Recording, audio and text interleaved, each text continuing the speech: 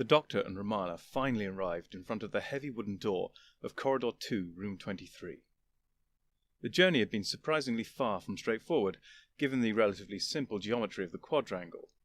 They had traversed many other corridors, climbed many stairs, descended them again, and turned a multitude of corners, but finally they had arrived. And Romana had licked nary a creature, nor artifact, nor person en route, which the doctor considered a small victory. Each door had something of the appearance of an external door, given they all sported a large brass ring knocker. This room was no exception, and so the doctor thumped it 3 times heavily against the wood. "Enter," came the voice of the day speaker, muffled by the door. The doctor turned the bulky brass door handle, and here Romana complied. The day speaker, Aeonne, was seated behind an antique wooden desk in a high-backed leather armchair. Upon the desk sat a modest sign saying, "Speaker Aeonne Bayer."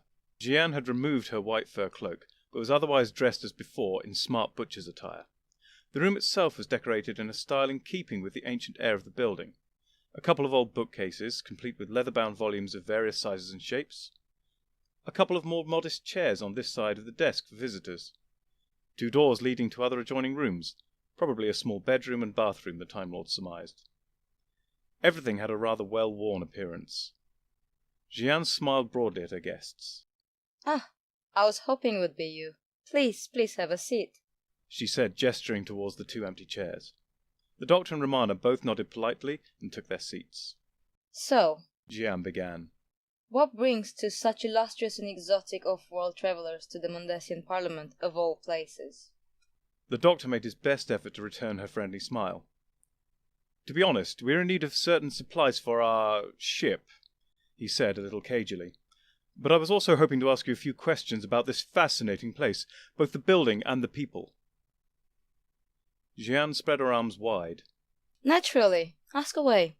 I'll be pleased to help you in any way I can. And who knows, we might discover something which is to our mutual benefit." "Who knows?" Romana agreed. The doctor nodded once. "Firstly, I am most curious about yourself," the doctor began. "You are the Speaker of the Day Parliament, are you not?" Aeonne nodded.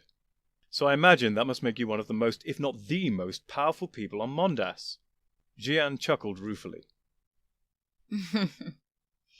"If only they were so. No, the Speaker's role is simply a referee, calling Parliament to order and reminding them of the rules. But my own power is minuscule, barely extending any further than my voice. I'm not even the most powerful in my caucus, the Provisioners' Caucus. Not even the most powerful in my guild, the Butchers' Guild. Once upon a time my family held that honor, but no more. The rotund Nornard Burfolk now holds that esteemed position. No, I must confess that while modestly successful in business, there are many others here with far greater political clout than I." The day speaker looked apologetic as she finished her tale. The doctor inclined his head in understanding, then lightly said, "So what exactly was this Simon fellow referring to, and who is he?" Aeonne looked crestfallen. Simon Brunson is the head of the Technical Caucus of Mondas. They comprise all the technological manufacturing and design guilds. As you could see, Simon himself is part of the Electricians' Guild. As leader of the most powerful caucus, Simon is the de facto Prime Minister of the Mondasian Parliament. He is the most powerful politician on Mondas right now. "And his jibe about recapturing past glories?" Romana interjected. Aeonne sighed. "He speaks of the time before the formation of the Parliaments of Mondas, the times when the mayors of Mondas ruled the planet, and for centuries the mayors came from the Butchers' Guild."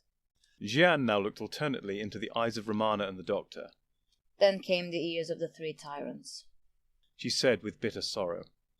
The doctor seemed to shift uncomfortably in his seat, and Romana looked at him curiously. She could not ascertain any obvious cause for his fidgeting, and so returned to questioning the day speaker. "The 3 tyrants? Who were they?" "They appeared about 150 years ago, and although their reign was brief, it was violent and chaotic, and much of the records of the time were lost forever in the upheavals. It seems the mayor of Mondas at the time was suddenly possessed by 3 entities. 1 mayor, but 3 bodies. 1 name, yet 3 owners. And yet it was murmured that these 3 tyrants shared another name, one which all feared to speak. A forgotten name of power. of terror. The doctor coughed uncomfortably. Yes, it all sounds truly awful, but it all turned out all right in the end, yes? He asked hastily. Turned out all right in the end? Jian repeated incredulously. Eventually the people revolted. In the fighting, thousands died. But in the aftermath, the Mondasian parliaments were established. An improvement, yes. But the power of the Butchers' Guild was neutered. Never again would it match that held before the arrival of the three tyrants. The doctor coughed uncomfortably again, but otherwise remained silent. Romana was once again perplexed, and sought to fill the growing void in the conversation. Anyway, perhaps you could explain to me why there is a day and a night parliament? She asked politely. Jian's surprise was writ large across her face. You must come from a very distant world if you have never heard of the twin parliaments of Mondas. Romana shrugged apologetically. Very well. Put simply, the day parliament deals with all the rules, regulations and laws of daily life. The reputable businesses and trades, the people who work in them, the lawful. Jian explained. Her tone now darkened. Then there is the night parliament. They deal with their own kind. The criminals, dealers, muggers, streetwalkers, assassins, murderers. And worse. Romana looked aghast. The criminals set their own rules? They decide what is right and wrong for them? Jian laughed bitterly. Hardly. When they break the laws of the day parliament, they are caught and punished. But it cannot be denied that there is much that they control. They have a power of their own which would be costly to cross or to try and bring down. So they are allowed to manage their own business and administer their own laws. And occasionally, when there is overlapping interests, bills might pass between parliaments to be ratified by both. But this is rare. However, in the spirit of cooperation, balance is maintained. Balance, Romana muttered skeptically. I see. The doctor chose this moment to break his silence. This building, the Parliament chamber and these wings, they seem far older than 150 years. Jian nodded noncommittally. Well, yes, I believe they were repurposed from a monastery which fell into disuse centuries ago. More than that I could not tell you. The doctor looked disappointed. Ah, I see. But my friends, Jian now said briskly, leaning across the desk, clasping her hands together. You spoke earlier of needing supplies for your ship. I am sure that I can be of service for any of your provisioning needs. We are in need of validium, and heard Mondas might be a source of it, the doctor asked casually. Jian slumped back in her chair dejectedly. I fear neither I, nor probably anyone else on the planet, will be able to help you. How so? Romana asked. We understood your ships are powered by this material. All 5 of them are. Jian agreed wearily. And all 5 are currently off-world, primarily looking for validium. Validium is not native to this world. In terms of interstellar trade, we are like beggars at the table, at the mercy of the larger players, such as the mining consortium, or the growing feudal Levithian empire. It is one of the reasons our planet, our culture, might strike one as a little unstable, chaotic, backward even. It is so much easier to be civilized with a full purse. These last words were delivered by Jian with a mixture of bitterness and apology. Yes, I can see how some could come to think that, depending upon their measures of civilization, the doctor offered cryptically. I am sorry I cannot be of more help, Jian said in a more brisk tone, clearly seeking to wind up their discussion. I was hoping your supply needs might be more in line with my own areas of expertise, livestock and their processed products, but I can see you are in search of less palatable produce. The doctor held up a hand. No, not necessarily. I mean, once we have a means to get under way, a hold full of fine salamis might well make our visit here all the more worthwhile. Once we get under way, that is. The day speaker brightened a little. Then we may well speak more of this? Jian said hopefully. Of course! But who might we speak to in order to find more validium, remote though our chances might be of obtaining some? The doctor asked. By this time, Romana was looking between the doctor and Jian with obvious impatience. For the time being, however, she remained silent. Meanwhile, Jian's weariness had returned. Oh. Well, I suppose Simon would be your most likely source of information. He is the most connected in the technical and manufacturing world, after all. And where might we find him? Romana interjected hurriedly with forced politeness. Jeanne looked ruffled but remained helpful. Well, he did make a big show of announcing he was going to research price fixing in the quadrangle library. It's on the upper floor of the north wing. He does like to make it well known just how hard he's apparently working, she said, unable to hide a shade of bitterness. The doctor stood up sharply. Excellent. Well then, for now we shall bid you adieu. But I'm sure we shall speak again, he announced loudly, thrusting his hand towards Jeanne. The day speaker looked a little taken aback, but took his hand nonetheless and shook it. Romana took her hand swiftly after and repeated the action, before both Time Lords exited quickly into the corridor, shutting the door firmly behind them. Romana rounded on the doctor. What was all that about? She demanded angrily. All what? The doctor replied haughtily. All that nonsense about Validium and salami. I was pumping her for information, which may well get us out of this mess. Romana threw up her hands in frustration. But we already have the coordinates of some Validium. Plus, it is of no use to us here if we cannot get the ship free. Quite so, Romana. The Validium and the salami were merely pretext in order to move the conversation, not the TARDIS. To free the TARDIS, we need to understand what is happening to this building. This building and its history, is what I really wanted to learn about. I feel it is that which will unravel this mystery. That, and how it is connected to the furry friend you made earlier. Romana looked unconvinced, and so the doctor continued. Unfortunately, the day speaker appeared to have very little information on that score. But now we have an introduction, an excuse, to talk to another powerful occupant of this place. Shall we see what he has to say? Romana sighed, but nodded her agreement. Why not? She said wearily. What have we got to lose? As they began to walk the corridor once more, Romana added, Except time. Given the North Wing was attached directly to the East Wing, the Time Lords elected to remain inside the building and simply trace the main corridors and stairs to their destination. As they walked, Romana struck up another seemingly idle conversation.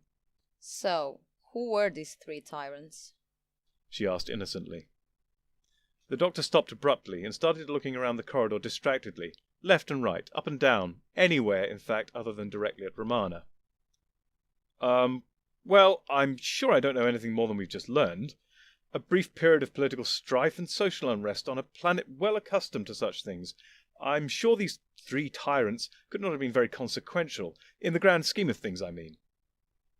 Romana narrowed her eyes at the doctor. Doctor, when were you last here? She asked accusingly. The doctor licked his right index finger and held it up as if feeling for a breeze, his eyes turned towards the ceiling. Just over 150 years ago. Romana nodded slowly. And did you by any chance meet these three tyrants? The doctor continued to look about wildly.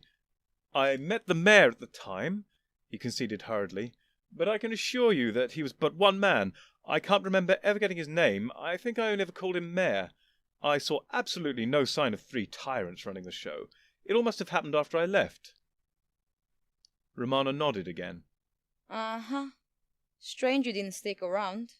You usually have a knack for stumbling onto, or rather into, potential trouble, and then inevitably sticking your oar in. What happened this time, I wonder? The doctor brushed her thinly veiled criticism aside. Obviously it wasn't that important. On a universal scale, I mean. Petty politics stuff. Insufficient to make my nose twitch, he said with a wave of his hand. Romana shrugged. I suppose so, she said simply. The doctor suddenly pointed down the corridor. It's this way, he declared confidently. At last they arrived outside the doors of the library. The doors were thick and heavy, and bore a friendly sign which read, Please keep closed at all times. The doctor was reaching for the door handle when Romana gripped his arm. Wait, Doctor. Listen. The doctor paused, and together they stood stock still, straining to hear any sounds besides the rush of blood in their ears. For a moment it sounded like there might be a scratching, scuttling sound beyond the door. Quickly, though, silence reigned once more, and neither Time Lord could be certain of what, if anything, they had heard. Did you hear that? Romana asked, clearly unsure of her own senses. I don't know, the doctor replied, frowning. I suppose we'd better take a look. Romana appeared less than impressed by this idea, but nevertheless did nothing to prevent the doctor opening the door. Slowly and cautiously they entered, politely closing the door behind them. Stack upon stack of shelves led off into the sizable room before them, which occupied the whole of this floor of the north wing. The stacks reached up towards the ceiling, a towering cathedral of literature. Between the rows, one or two gantry-like wheeled iron steps could be seen, allowing visitors access to the tomes on the upper ranks. From where the Time Lord stood near the door, they could see no sign of Simon Brunson. The doctor beckoned Romana to follow him deeper into the library. Walking now between the stacks, the sparsity of illumination had far more immediate impact, as all about them became gloomy shadows cast at weird angles. How is anyone supposed to read in here? Romana grumbled at the doctor. Shh! He hissed at her, one finger upon his lips, another pointing to a small sign attached to the nearest shelf. It simply read, "Silence." Romana rolled her eyes. Then she gasped and prodded the doctor, pointing ahead of them, between the wooden racks. In the dim light, it was just possible to make out a pair of boots. They were poking out from one of the regularly spaced gaps, allowing transit from one row of shelves to the next. Romana and the doctor rushed over to them, a rising sense of foreboding gripping them both. Lying on the floor was Simon Brunson. While he was still twitching slightly, it was clear he was quite dead. He was unbreathing, his body contorted as if every muscle had been tensed beyond their limits. His face was a rictus grin of pure animal terror. Both hands, rendered talon-like in death, were soaked in blood and gore, but were, like the rest of his body, not themselves bleeding or cut. However, where once Simon had had eyes, there now lay two bloody pits. Simon had clawed his own eyes out. Romana's face was contorted in disgust, but she did not flinch from the sight, and said, Dear God, what happened to him? The doctor glanced sideways at her. I thought we had no need for them. Romana looked puzzled and disturbed. For what? She asked with trepidation. Gods, the doctor replied with a humorless smile. Let's just say I'm beginning to see their ways, their wonders to perform. Romana conceded grimly, nodding towards the corpse. The doctor now bent down beside the body and picked up a small object from the floor, where it had been partially hidden by the folds of Simon's jacket. The doctor held it up, bringing it close to his eye to examine it carefully. It was roughly spherical, about the size of a horse chestnut, and appeared to be made out of brass, or at least an alloy of similar colour. The brass surface itself was etched with deep lines which might be the letters of some ancient language, or otherwise channels and conduits necessary to its function, whatever that might be. What is it? Romana asked. Well, I would say it is a device of some kind. Probably. Could you possibly be more vague? The doctor squinted at Romana peevishly. He took out the sonic screwdriver and scanned the object for a second.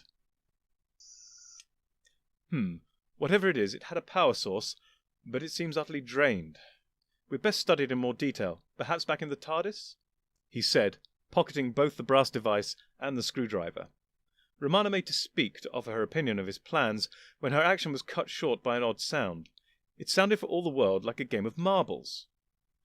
Just then another brass sphere rolled from between the stacks to come to rest just in front of them. Romana and the doctor looked at each other and backed away a couple of steps. The device did nothing. Then a faint noise came to them. At first it was so quiet, so indistinct, it was impossible to describe. Then gradually it became a rustling, but from where it was as yet unclear. The volume continued to grow, now a chorus of scratching, scrabbling and scraping.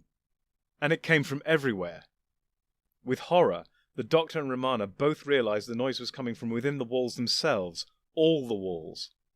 They looked at each other, wordlessly understanding their peril, and as one began to dash back towards the doors.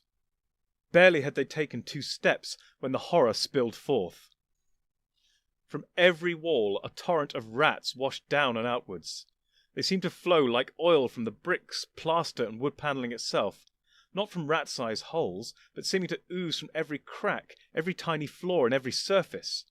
How they managed to flow was as unclear as it was inconceivable, but still they came.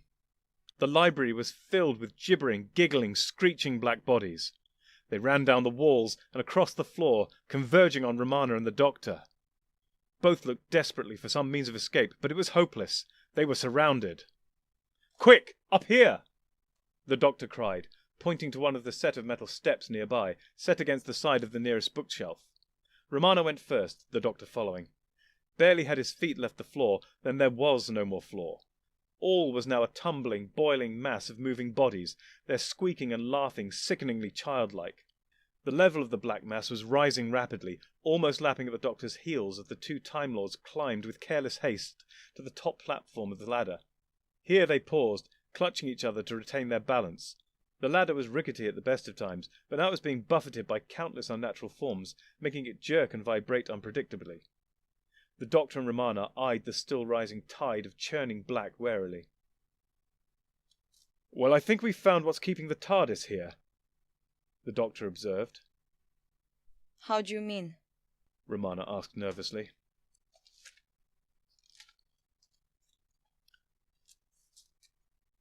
Well, such a large concentration of creatures of the bulk, or at least connected to the bulk, to judge from your earlier encounter, would certainly accelerate the dissolving of our space-time. Whatever caused them to be pulled here has also allowed them to pull here back into their realm, crumbling into the bulk, so to speak. Romana shuddered. So we need to defeat these creatures of the bulk who have invaded our fragment of the universe. The doctor stared into Romana's eyes with fearsome intensity, an effect amplified by their forced proximity. The creatures of the bulk cannot be defeated, the doctor stated with earnest gravity. Their very concept of life, of existence, is utterly beyond our comprehension. Even death to them may have no permanence or equivalent state. We cannot destroy or defeat them. Romana shook her head. Such power, such unbounded reality. What hope have we here as mere mortals in our four-dimensional plane? She said distractedly. The doctor clapped her shoulders. "Come now, Romana, there's always hope," he declared with somewhat forced cheerfulness. At that moment, Romana's eyes rolled up briefly, and it seemed she was starting to faint, forcing the doctor to clutch her close to prevent her tumbling into the sea of rats, to lose her mind and life forever. One of the rats had brushed against Romana's heel for the merest fraction of a second. Romana shook herself and regained her focus. It's okay, I'm okay, she said with some impatience, but clearly shaken. "Not for long if we stay here," the doctor said. Then he pointed to the ceiling above the bookshelf. "Look! A hatch! Quickly, climb the shelves!" Frantically, they pulled books free and dropped them to be lost below, creating hand and footholds to aid them as they scaled the top few feet of the shelves. Fortunately, the shelves were topped with a flat wooden panel and were utterly free from such obstructions. Once again, the doctor and Romana stood teetering on their new temporary vantage point, gripping one another for balance and security. They looked up at the hatch above them and realized with horror it was out of reach. Even with one on the shoulders of the other, they would fall short and be unable to push it open. What do we do now? Romana asked, exasperated. "I'm thinking," the doctor replied. Romana tried another tack. If we do make it out of here, how are we ever going to free the TARDIS? I mean, if this bulk rat cannot be destroyed. The doctor brightened. "Oh, that's relatively easy," he said cheerfully. Easy? Romana cried incredulously. Pray tell this simple way we can dispatch these multidimensional god creatures. "All we have to do is persuade them to leave."